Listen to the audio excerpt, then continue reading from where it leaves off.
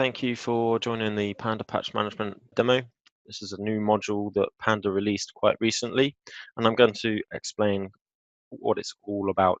So first of all, why patch management? I'll cover off why we decided to release patch management at this point, at this stage. Why is it prevalent? Why is it important? Then a little bit on the challenges for IT administrators. Obviously, patching has been a thing pretty much since day dot. So what sort of challenges are we seeing in today's landscape? Then I'll give you a demonstration of the solution, so a practical live demonstration. And then lastly, we'll give you the implementation. How do you make use of this? And then we'll come back to the Q&A. So first of all, why patch management? Why did Panda release patch management now? Why is it so important? Why is it more prevalent now than ever? One of the main reasons is malware is not as much of a problem.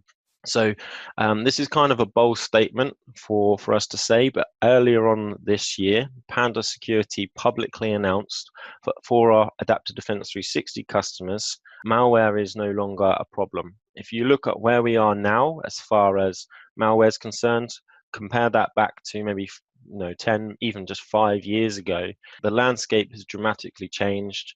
Even within Panda Security as a business, we see far dramatically fewer malware instances.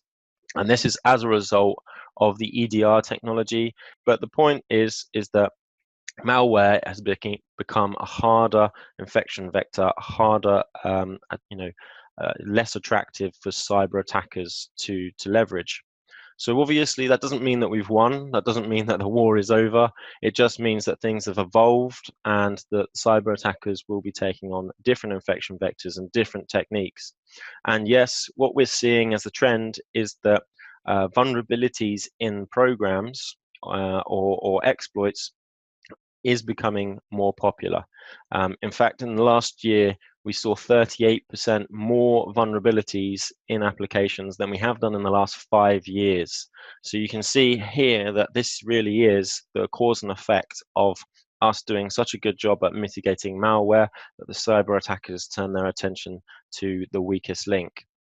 There was a study done last year by Gartner that stipulated that of all the successful cyber attacks from within 2017, 80% of them would have been prevented if everybody had kept their software and their patching all up to date.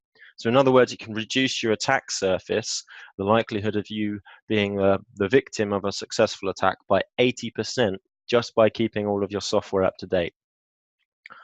And of the 80%, 86% of the flaws were found in third-party applications. So contrary to what many may believe, it isn't really just the operating system that we need to be worried about. It's not just the Microsoft patches. It is all of the other software that we're putting onto our systems to use them for a daily activities. And this comes with challenges for IT administrators. Times have moved on and people need more devices, they need more software. The software itself, the vendors are releasing more frequent versions and updates, development cycles are a lot shorter. And this all converges into actually quite a big problem for administrators. Combine that with the fact that mobile devices, laptops, a lot of people are working remotely. A lot of people are no longer in a ring-fenced, controlled office network environment where the administrator's got absolute control. So all of these things together make it very difficult for IT admins to actually fulfill the basic requirement of making sure that every single operating system is on the latest software, every single web browser is up to date, all of the plugins for that, and any other software that's installed are all running the most recent versions. So this is why Panda essentially released patch management now, is because it's become a poignant part of anybody's security posture to make sure that all of these things are up to date, since this seems to be where the target for cyber attackers has gone. So I'm going to show you a quick demo of the solution, take you through how it all works. So the patch management solution is very familiar to anybody who's already got the Aether platform.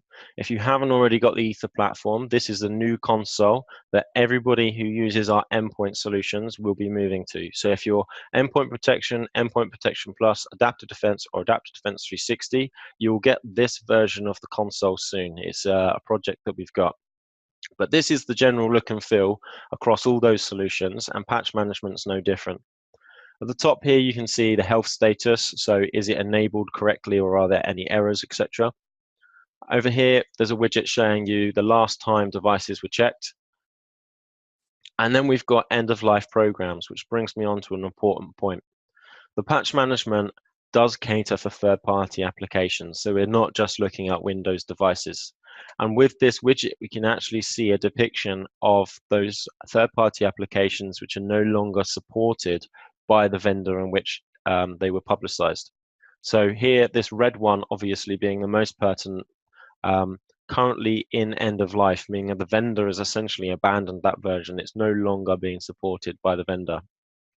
In end of life, meaning that it will become end of life at least within the next year, and with a known end of life date, meaning that we essentially know when this is going to become an end of life solution. Down the next widget, we have available patches. So this gives you a breakdown of your patching and what the current status is across your estate of machines. So we have security patches broken down into the different criticality. We have other patches and service packs. Service packs does include the Microsoft feature updates. So that has been confirmed. Just below that, we've got the ability to view all of the patches. So this is every patch that's outstanding, third party or Microsoft.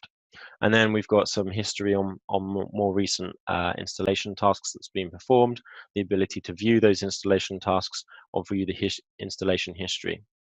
So what if we wanted to just bring all of our patching up to date? We want all the software to be brought up to speed. We want all of the Microsoft patching to be up to date so that we can close that gap and reduce our attack surface. It's very straightforward. In fact, it's incredibly easy with patch management.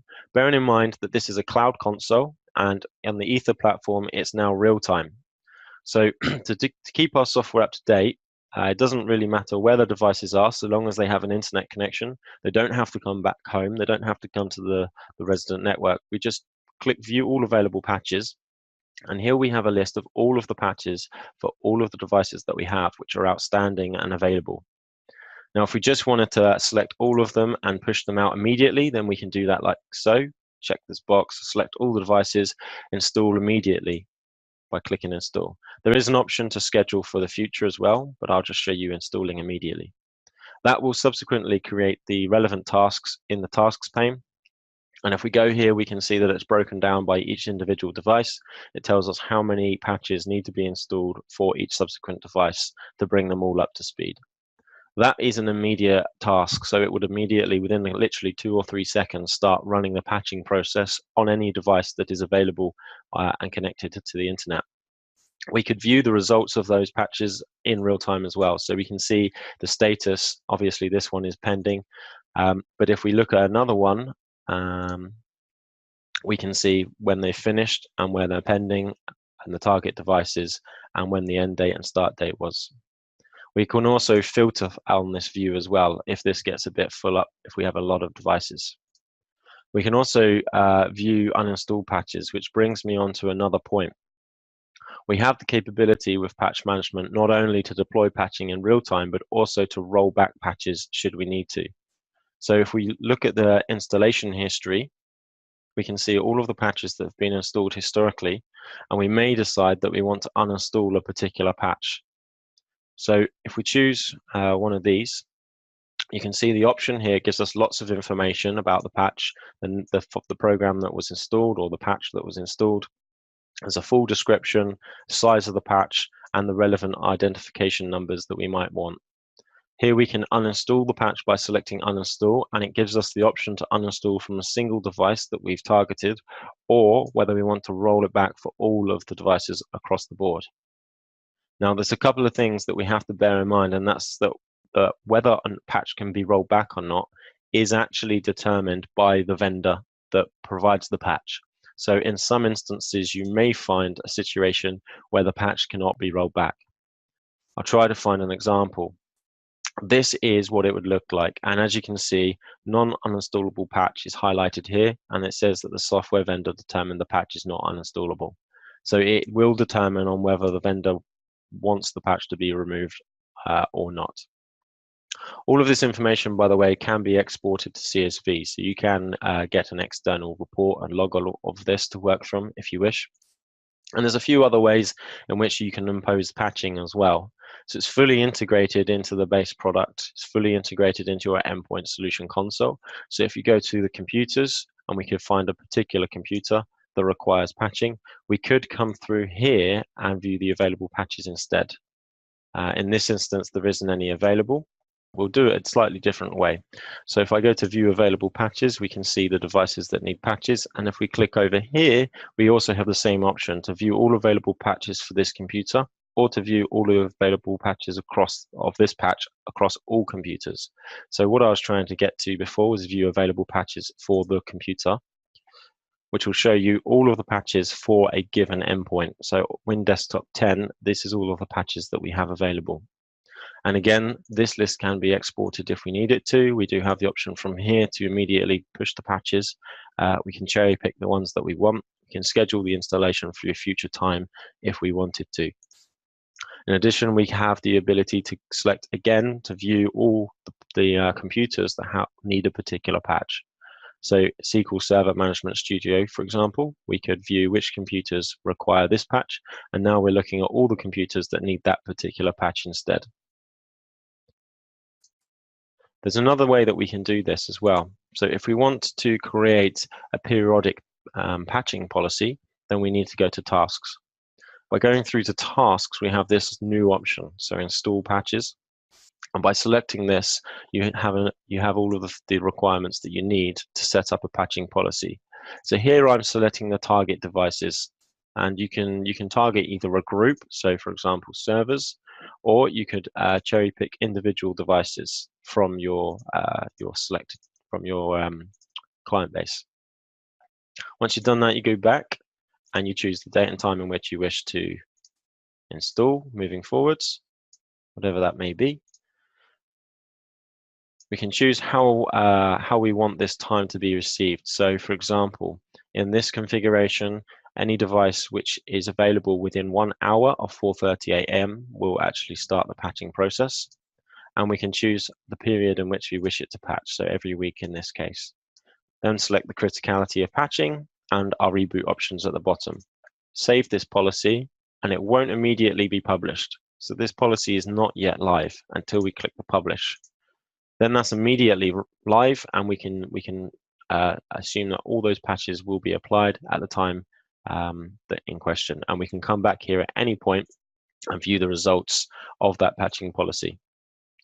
We also, you'll notice on many pages, have the filtering options at the top, and this can be really useful when you're trying to find particular computers for which you wish to be patched. So if we come back to the view all patches, on the filters here, we can actually get quite specific. So we might be looking for laptops or servers that we want to patch. We might be looking just for critical security patches. Let's do servers. So here we're looking at security related patching only, and I'm going to filter it down. Now we can see all the security related patches for all of our servers, and notice how we have third-party applications included here as well. So a security patch, like I said, isn't always going to be an operating system patch. It could be applications you have installed on the endpoint as well. So this is a really, really quick and easy way for IT administrators to get on top of that headache of making sure that all of the patching is up to date. It gives you the immediate audit of all of the patches that are available and outstanding, and an easy way in which you can implement them remotely and immediately over the internet. So how do you implement this? How does this actually work? How do you get this for your endpoints? I'm going to switch back to another slide for this. And you'll see that I've just got Adaptive Defense 360 up. The reason for this is the implementation is easy. If you already have one of our core products, the flagship of which is Adaptive Defense 360, but even if you don't have 360, if you've got Endpoint Protection or Endpoint Protection Plus, then you already have everything that you need to implement this. In fact, it's already implemented.